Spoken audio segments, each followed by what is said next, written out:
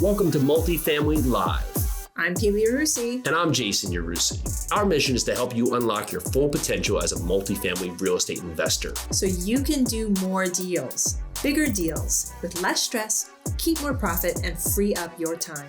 Multifamily doesn't have to be a mystery. It's time to go live.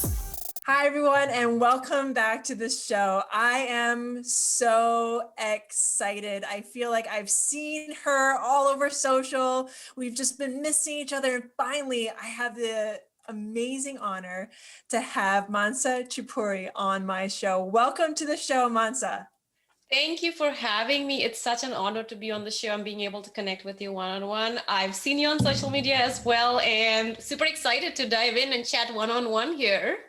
I cannot wait. Well, so for my listeners, she is an Austin-based real estate investor and a commercial real estate syndicator that has over 8 years of investing experience in real estate in Austin, aka the Silicon Hills area. She is a realtor and works with investors in the Silicon Hills area and holds a master in electrical and computer engineering from UF. She is the host, and we're going to talk about this, of the podcast, The Real Path to BYOB, Be Your Own Boss.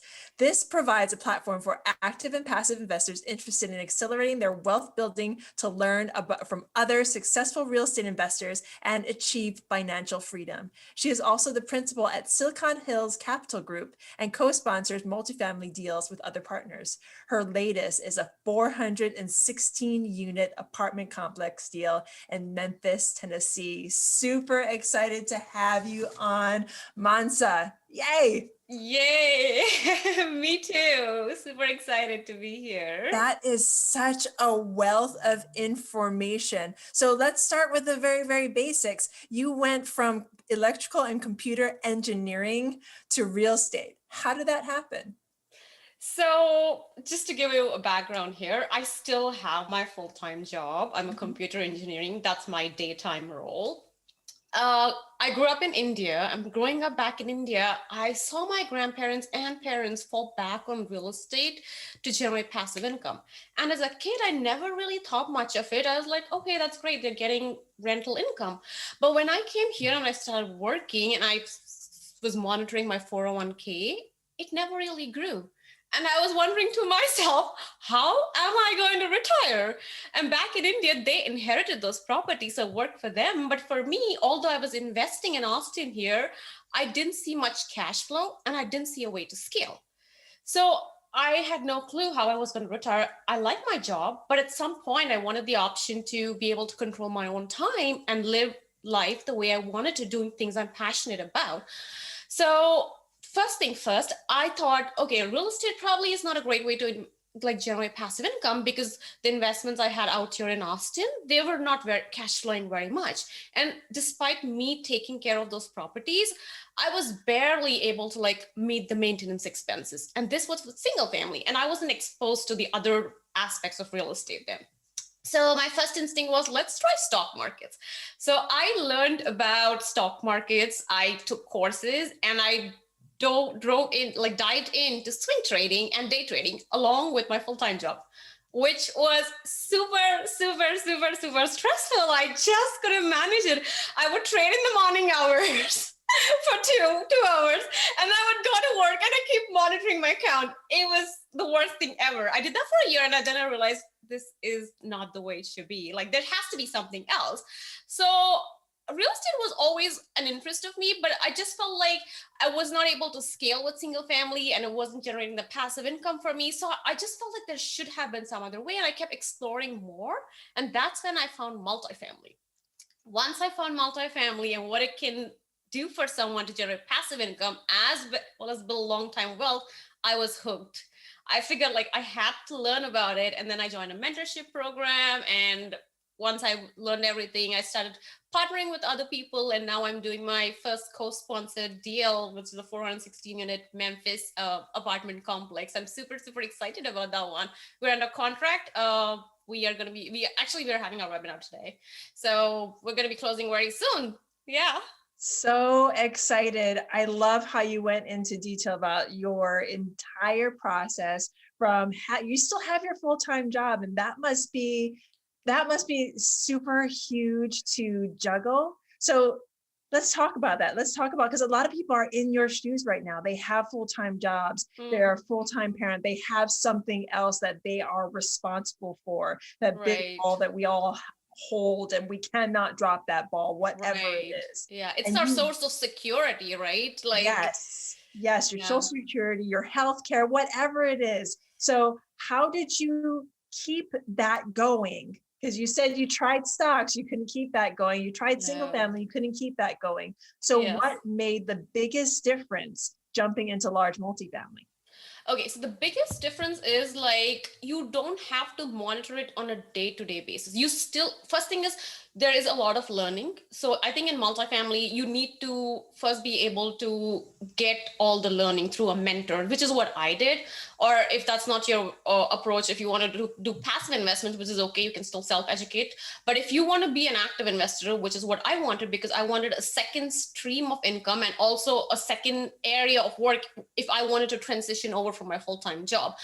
So I went, took a mentorship program and learned about everything multifamily, like underwriting, marketing, how do you set up a business, LLC, property. I mean, I was already property managing my single family, but more in depth about how multifamily property management works, what are the different areas to look at. So I learned about everything, got that theoretical knowledge, and then went into like more like getting my feet wet into the practical aspects with other partners, because this is a huge business, right? And you don't want to dive into it by yourself because just of how big it is. And having other partners who are experienced and who are willing to like help you learn and grow is such a huge plus point. And I was fortunate enough to meet wonderful people along the way with whom I partner.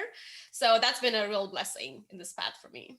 Well, let's talk about two aspects. You talk about mentorship and then you talk about partnership. So how did that mentorship aspect, because did you have mentorship when you went into stocks? No, I just took an online course that I learned from. Did you have mentorship when you went into single family? No. So, and you see where this thought is going. You got mentorship in multifamily and now you are successful. So let's talk about that. How mentorship I think with there. Yeah, that's a really good point you bring up, because I think with stocks and single family, with the level of investment, right, it's just your money. And also it's not running into the millions. So you feel like, okay, you can do it by yourself. So I learned everything by myself. But with multifamily, you are handling a business that's millions of dollars. You're bringing in investors. So you need to really make sure what you are doing and the ins and outs of everything. And that's kind of why I took the mentorship program, to really learn and get my feet solid footing in the multifamily space, and not just going and self-educating myself, because mistakes can be really expensive, right? And it's better to pay upfront and learn from others' mistakes than going out and making your own mistakes. That's where I come from. So as far as my mentor, this was a happy coincidence, because I wasn't exactly looking for mentors. I probably would have started learning out by myself, but this happened, like I was just browsing on what I could do in multifamily and maybe if I could connect with others. And my mentor's profile showed up on my LinkedIn, and he has a similar background as me. He's from the tech world. He lives in Austin, and then he diversified into single family and then multifamily and then switched over full time. So that was my aha moment. Like, wow, this person did exactly what I want to do in the future. And that's it. The connection you find, like when you see someone who's living the life that you want in the future, you just connect with them. And then I had a call with him and we just happened to like connect. And yeah, that's how I became. The thing is, you made so many valid points when it comes to finding those people, and we'll get to partnerships too, because I fully believe that your mentor is basically another partner. He or she is one of the most important partners that you can get. But you said some key terms. You made that connection. You found that person that you want to be. So for any of my listeners who are really digging into this, and if you're looking for mentorship, find those people in your life that will give you that hand up, that you want to be, that will guide you to that goal that you have. So now let's talk about partnership. now you're diving into all of these co-sponsored multifamily deals. You're looking at deals right now, and you're looking at partners. And you said you fell into a great group of partners, which is amazing. So can you, for my listeners, tell me, what do you look for when you're looking for partners? Primarily, I think my mindset is always about growth and learning. So essentially, when I'm connecting with partners, I want that to be the basic mindset, because there's no way that someone can know everything, right? No matter how much experience you have. So when I'm out, well, firstly, I got super lucky in this way because I have a podcast, The Real Path to BYOB, because of which I guess I got my name out there. So my partners kind of came looking for me. They reached out to me. It wasn't the other way. So yay to podcasting. So they reached out to me, and then I had a conversation with them. And one of my partners is part of my mentorship program too, but we never really like discussed about doing deals together. So they reached out to me, and then once I started interacting with them, I felt that I was in a space which would facilitate my growth and learning. And my partner, like some of my partners are super experienced. They've done like 6 7 syndications. They already have like 2,000 apartments under their belt as an active sponsor, like, you know, the main sponsor. So they're super experienced. But the thing that really stood out to me was their ability to answer even my dumb questions and not judging me, which is a key if you want to learn, because you can't always hold back, right? And you won't have answers to everything. So that was the main thing which I looked for in my partners. They were super experienced, obviously, and they were willing to help me learn and grow. And I'm the kind of person who's not going to go back to put effort, but I need a space which is going to be conducive to growth. So That's of how I growth. found my partners. Amazing. So you're looking for a space to grow, someone that will answer your questions, someone that has the experience, and somebody that can give you the comfort of knowing that they have done this before and you can follow sort of in their footsteps, kind of like a mentor.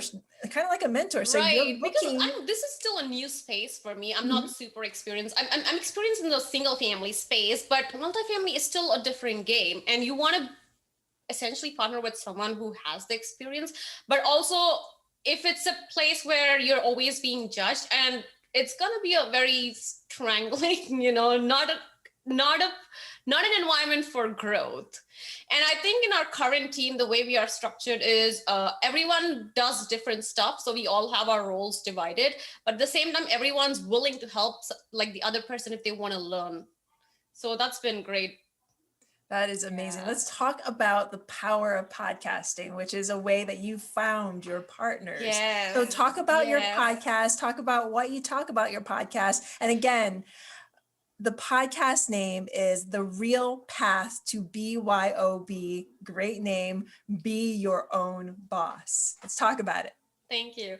Thank you for asking me that. So the podcast really came from a lot of introspection.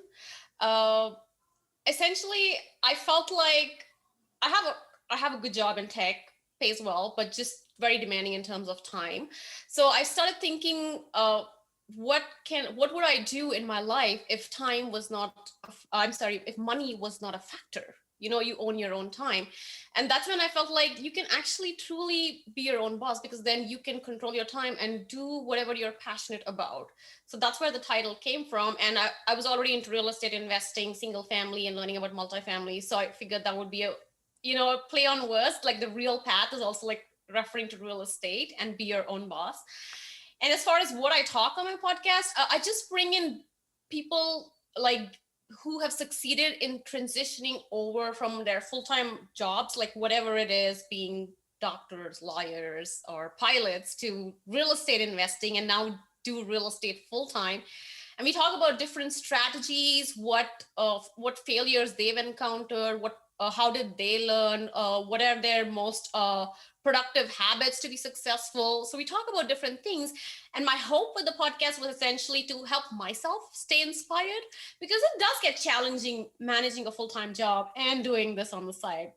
So the goal was basically to help myself and also all my network and listeners stay inspired to start generating a passive income through whatever strategies appeal to them. and then take it from there. So I cover all strategies, not just multifamily, with different guests. I love it. Podcasting has been a wealth of just information and connections. For And sure. so it's been good for my heart. Let's just put it that way. So true. So true. I couldn't agree more. So I started podcasting like after COVID's hit. So it wasn't a time where I could really socialize and network with people one-on-one.